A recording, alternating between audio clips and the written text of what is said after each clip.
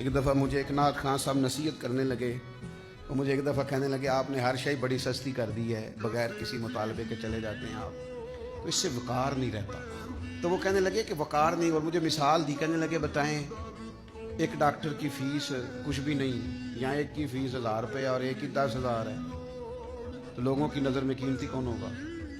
کہنے لگے ویکھو نا میں لینا 80 تو تسی کچھ بھی نہیں مانگتے، تو پھر بندیاں کنوں قیمتی سمجھنا؟ میں کہ گل تیری ٹھیک ہے، لیکن تینوں کس آخیا اسی کچھ نہیں لیندے، اسی تے دل لینے ہاں۔ کس بندے نے تجھے کہا؟ تیری غلط فہمی ہے۔ تو لوگ سبق دیتے ہیں نا جی، سبق پڑھاتے ہیں، کہتے ہیں جناب کمال ہو گئی، تو میں نے ان کی ساری بات سمجھ لی۔ میں نے کہا جی آپ نے مجھے بڑا سمجھایا ہے، آپ کی 80,000 فیس ہے اور بقول آپ کی آپ 2 محفلیں کرتے ہیں ایک دن میں، روٹیاں کنیاں کھاندے ہو؟ کہنے لگا جی وہ 2-3 آئی، تو میں 81 تے تسی انج منگدے ہو جی میں 100 کھاندے ہو روز دی۔ بھائی کتنی روٹیاں کھا سکتے ہیں بتائیں؟ اللہ نے بندے کا پیٹ اتنا بڑا نہیں بنایا، 2-3 کھا لے گا کیا کرے گا؟ تو میں کہ 80 ایک تے 80 2 160 آپ روز لیتے، کھاتے کتنا کو؟ چپ کر گیا۔ تو میں نے کہا جب اللہ نے آپ کو لمیٹڈ بنایا تو ان لمیٹڈ کیوں ہوتے؟ اسی طرح میں ایک دفعہ، ایک ہمارے دوست ہیں پیر صاحب ہیں، ہم ملاقات کے لیے برسرے رستہ ہی کہیں ملاقات ہو گئی، تو بیٹی انہوں نے اٹھائی ہوئی ڈاکٹر کے پاس لے کے جا رہے، تو کسی مرید کا فون آ گیا عقیدت مند کا، تو وہ کہہ رہا ہے کہ وہ بچہ ٹھیک نہیں ہوا، تو کہنے تینوں مرچاں دیتی نہیں سن، انہوں نے تخا تینوں بتیاں بھی دیتی سن، کیوں نہیں ساڑیاں تو؟ میرا چونکہ دوست تھا تو میں کہا اپنی بچی ڈاکٹر کو لے چلنا ہے، انہوں مرچاں دے جانے، انہوں بھی آ کے کسی چنگے ڈاکٹر تو مکھائے۔ خدا کے بندے کیا فلسفہ ہے تمہارا؟ اپنی بچی کہتا میں ڈاکٹر کے پاس جا رہا ہوں لے کے، اس کو کہہ رہا تینوں مرچاں، اور میں کیا انہوں کہا چل مرچاں بھی تو ہا پر کسی ڈاکٹر نے بھی بخا۔ یہ کچھ کام ایسے ہوتے ہیں جن کا اللہ دیکھیں نا، دوائی کھانا کیا غلط ہے؟ یہ جو ادویات ہے اس میں شفا کون پیدا کرتا ہے؟ تو آپ کیوں تہمات کا شکار ہیں، کیوں وہموں کا شکار؟ حضور علیہ السلام فرماتے ہیں ایک شخص لمبا سفر کر کے آتا ہے، اس کے کپڑے گردآلود ہیں، اور آتا ہے سے کیا مراد ہے؟ تو شارحین حدیث فرماتے ہیں لمبا سفر کر کے آتا سے مراد یہ کہ مکے آتا ہے، مدینے آتا ہے، حرمین آتا ہے، اور پھر دعا مانگتا ہے یا رب یا رب یا رب، لیکن حضور فرماتے ہیں اس کی دعا قبول نہیں ہوگی۔ لمبا سفر کیا، کپڑوں پہ گرد پڑی ہے، بڑی تکلیف برداشت کی ہے، حضور کیوں قبول نہیں ہوگی؟ تو حضور فرماتے ہیں اس لیے کہ اس نے جو کھایا ہے وہ بھی حرام پیسوں کا ہے، جو پیا ہے وہ بھی ناجائز پیسوں کا ہے، اور جو کپڑے پہنے ہیں وہ بھی اس کے لیے جائز نہیں تھے۔ تو یہ جو اس کے رزق کی ناپاکی ہے، اس نے اس سے اس کے رب کا رشتہ کمزور کر دیا۔ وہ کریم رب جو گناہگار سے گناہگار کی دعا بھی قبول کرتا ہے، اس کی قبول نہیں کرتا جس کا رزق پاک نہ ہو۔ ایک دوست مجھ سے پوچھ کے گئے کہ انشورنس کرانی چاہیے، میں نے کہا یار بچنا ہی بہتر ہے۔ تو 4 فتوے میرے پاس لے آئے، کہنے لگے مجھے فلانے نے بھی کہا ہے کرا لیں، فلانے نے بھی کہا ہے کرا لیں، فلانے نے بھی کہا ہے کرا لیں۔ تو میں نے کہا مسئلہ پتہ کیا ہے؟ آپ کا پروگرام بن گیا کرانے کا، آپ کا نا اب ارادہ ہے، آپ نے کرانی ہے، تو دلیل بھی کہیں نہ کہیں سے مل ہی جائے گی۔ تو کہنے لگے آپ اتنے انکاری کیوں ہیں؟ میں نے کہا میں اس لیے انکاری ہوں کہ میری انشورنس میرے رب نے کر کے بھیجا ہے، کتنی عمر جیے گا، کتنا رزق کھائے گا، کتنے بچے ہوں گے، کتنی سانسیں ہوں گی، یہ تو لکھی ہوئی ہے، تو نہیں کرانے کی کیا ضرورت ہے؟ کس طرح آپ کی خدمت میں عرض کریں کہ یہاں صرف کھربوں روپے والا ہی بددیانتی نہیں کرتا، ریڑھی والا بھی دکھانے کو پھل اور لگاتا ہے، اور جب آپ لینے جاتے ہیں تو کہتا ہے نہیں میں نے سارے ملا کے بھیجنے ہیں۔ بھئی آپ نے آگے آگے بڑے بڑے کیوں لگائے تھے؟ ہاتھی کے دانت دکھانے کے اور کھانے کے اور۔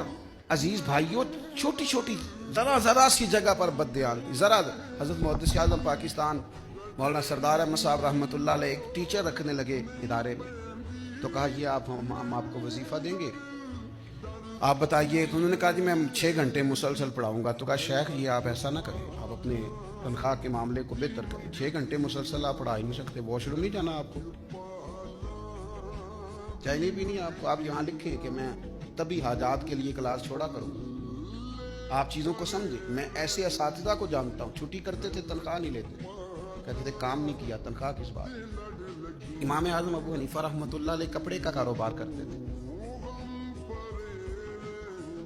تو جب اس طرح کا موسم ہوتا تھا نا، بادل بن جاتے تھے اور دھوپ نہیں ہوتی تھی، تو امام صاحب کیا کرتے، اپنے سیلز مین سے کہتے کہ یہ نا دکان بند کر دو، آج ہمیں سودا نہیں بیچنا۔ کیوں؟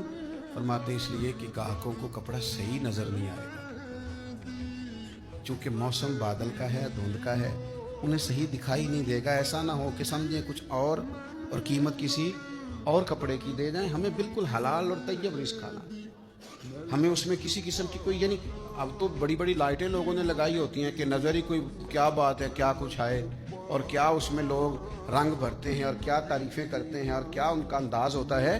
اپنے رزق میں محتاط ہو. ایک دوست ایک دن کہنے لگے حضرت یہ جو لوگ بڑا ہی ڈراتے ہیں نا دوزخ سے، بڑا ہی پریشان کرتے ہیں، بڑا ہی آخرت کے بارے میں سخت جملے بولتے ہیں اور بڑی بعض روایات سنا کے ہمیں بڑے خوف زدہ کرتے ہیں، قیامت بڑی سخت ہوگی. ان کو بتایا کریں کہ اللہ بڑا کریم ہے، قیامت میں اس نے معاف کر دینا ہے، اس نے وعدہ کیا ہے کہ میرا غضب زیادہ نہیں، میری رحمت زیادہ ہے. اتنا ڈراتے ہیں. تو میں نے کہا وہ تو اس لیے ڈراتے ہیں کہ آپ عمل کریں. کہنے لگے ٹھیک ہے عمل کریں گے، پر اتنا خوف زیادہ انہیں سمجھایا کریں اللہ کی رحمت زیادہ ہے، اللہ کا وعدہ ہے قیامت میں کرم فرمائے گا.